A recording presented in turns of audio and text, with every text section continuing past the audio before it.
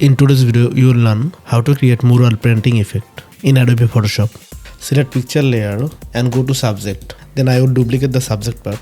Select subject, then press Ctrl+J on this keyboard to duplicate the layer. Select first layer, then create a rectangle shape. Drag the rectangle shape into the wall.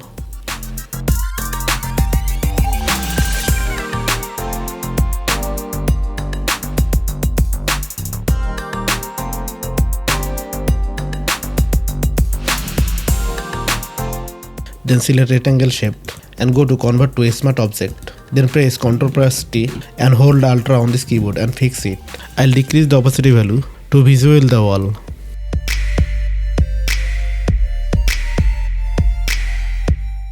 Then hit the enter on this keyboard. Click at the rectangle shape. Select first rectangle shape and decrease the opacity value to 40%. Rasterize the layer. Press double click on this duplicate rectangle shape and drag it at the painting picture. Press Alt on this keyboard and drag it. Then fix the scale value. Press Alt+T.